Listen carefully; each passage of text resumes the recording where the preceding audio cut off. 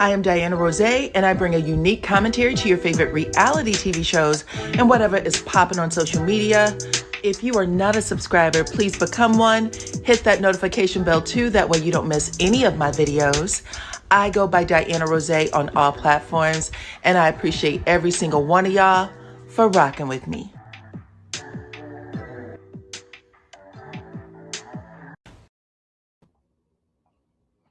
What's up, Supreme Team? Welcome to the channel. Here's my recap for Beyond the Gates, my commentary and recap. We're going to start with Bill Hamilton, because when I tell y'all a man can have 25 wives, but only one secretary that will follow him from Jimmy Carter all the way to the current administration. You know what I'm saying? And that's exactly what he has in Caroline. He let Caroline know today, don't get it twisted. Remember who signs your checks. Remember who puts food on your table. So Caroline walks into Bill's office with her little notepad, and she asked Bill if he had time to go over his schedule. He was sitting there talking to his wife, just, about nothing. But the way Bill threw his papers across the table, like, get your keys, get your purse, and get the fuck out.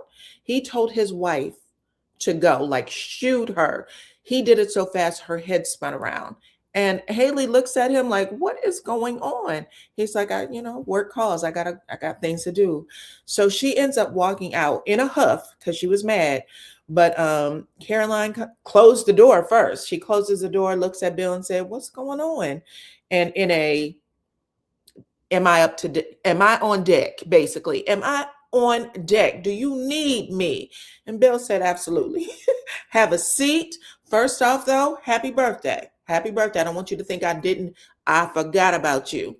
Then he hands her a gift box. And when she opens it up, it is a key fob to a big body Benz that is in the garage, he told her. It's in the garage, the one with the bow. You cannot miss it. You cannot miss it. Happy birthday. And she took it. Okay, that's not, look, anybody else would be like, this is extravagant. You cannot be buying me this.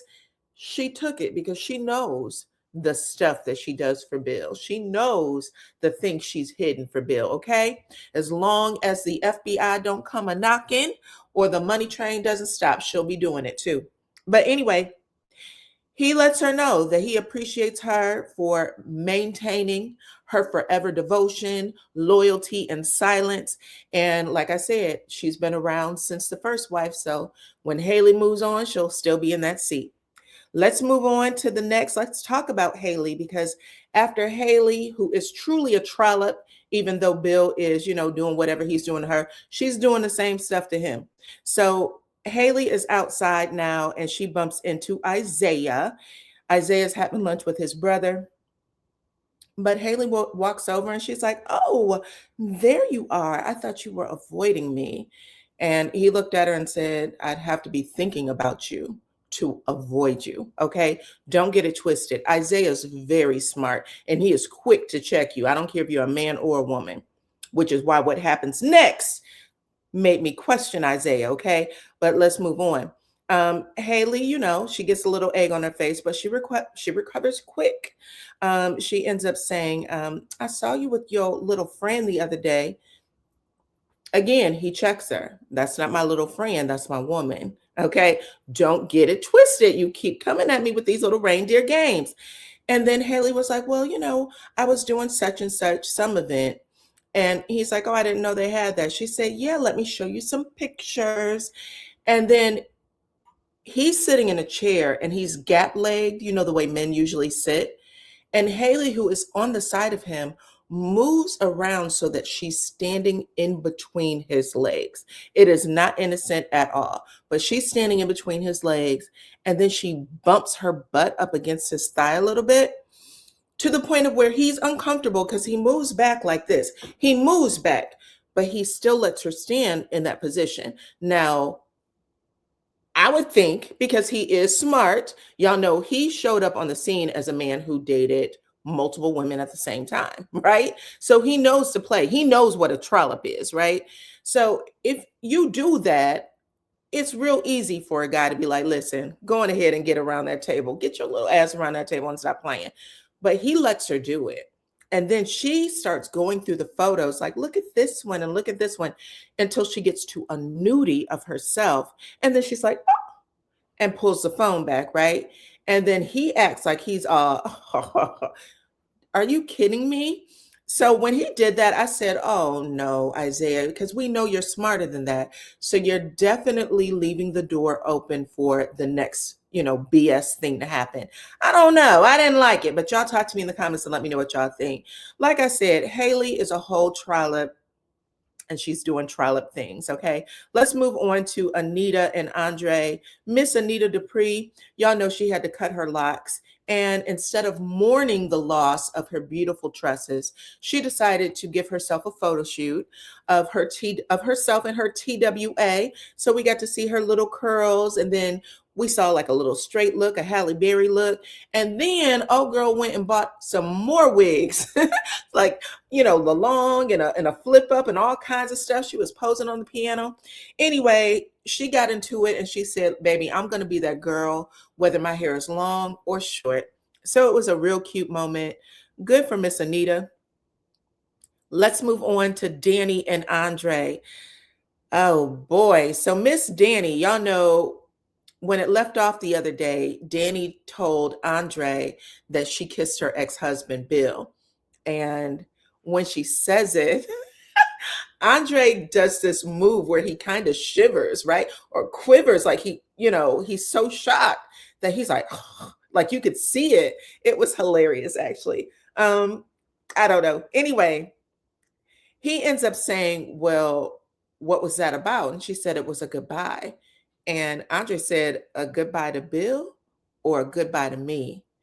And then Danny goes into this spiral where she's talking about all the women that Bill had ever been with in their marriage. And she was like, the first time I was heartbroken. The second time I was this. By the time we get to the fifth time, I was completely numb inside.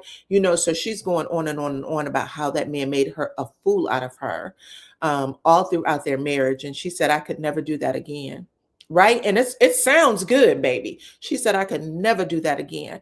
And Andre's sitting there. And Andre, you got to know you're the rebound, right? Because she's talking to you about Bill with heartbreak in her throat, right? She's still heartbroken. So she's telling him this story. And he said, it's me and you against the world. She said, I will never do that to you. I will never hurt you. It's me and you, right? And then 30 minutes later, Danny is in Bill's office and she makes us think that she is there to give him the business. Oh, Andre told me what you said to my father, how you regret losing me and all this other stuff. So you think she's going to get to the root of things. But then all of a sudden her voice becomes real soft, right? And she starts talking about memory lane and how they can't go back down memory lane. And I don't know which direction she's about to take. And then Bill starts saying something about him being in the hospital and needing to get these lab tests done. And the second he said that he was in the hospital, she jumps up out of her seat with worry. Oh my God, Bill, I can't believe this. Why wouldn't you stay in the hospital to get tested? And then she catches herself and she said, oh, no. I'm not doing this again with you. This got to stop. This dance that you and I are doing, it has to stop. And he was like, I wasn't aware that we were doing a dance. He's very much aware that you're doing a dance. But she goes, Bill, the kiss, the sexual tension that's between us, absolutely not. There is no way that you and I are going to continue with it. It's going to end right now. And Bill is getting his life, but he's keeping his cool at the same time. And he's like, well, are you sure you can stop? And she turned on her heels so quick and she ekes out, yes, but we all know that's not what she meant. And Bill is sitting there satisfied, looking off like, baby, I got you exactly where I want you. And you could tell by the way she was sitting in the meeting that she was still trying to figure out, is there a way that I could be with Bill and not hurt Andre? It's a whole cat and mouse game, period.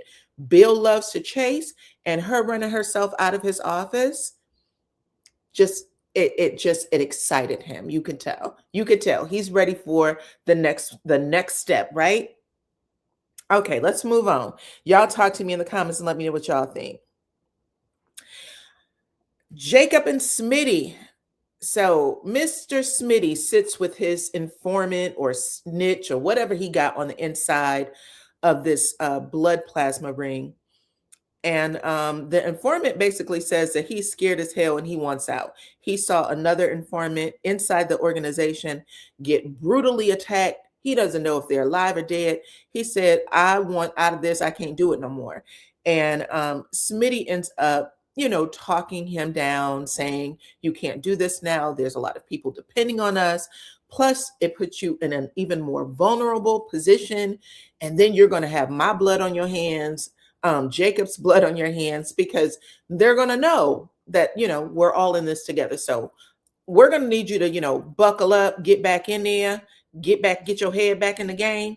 And he says, okay. He basically says, okay, listen, he's telling you that he doesn't have the heart though, but he tells him we need Jacob to get accepted by the syndicate. So get back in there and do what you're supposed to do. And it turns out that after that entire story, Jacob does get a text message telling him that he is now in the inner circle. So we'll see what happens with that.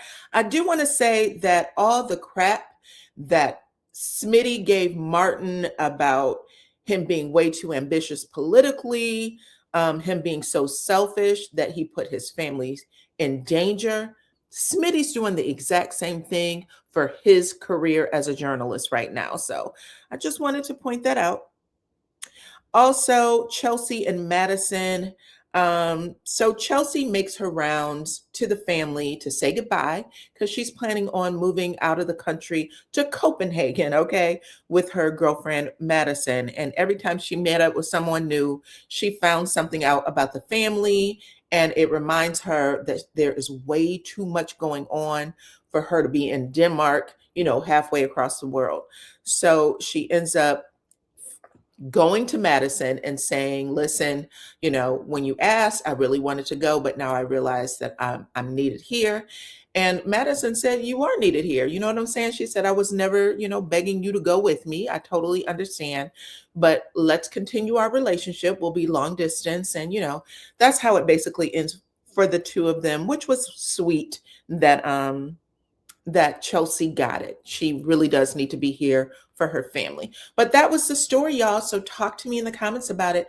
Let me know if you guys are watching and what you liked most about this episode, okay?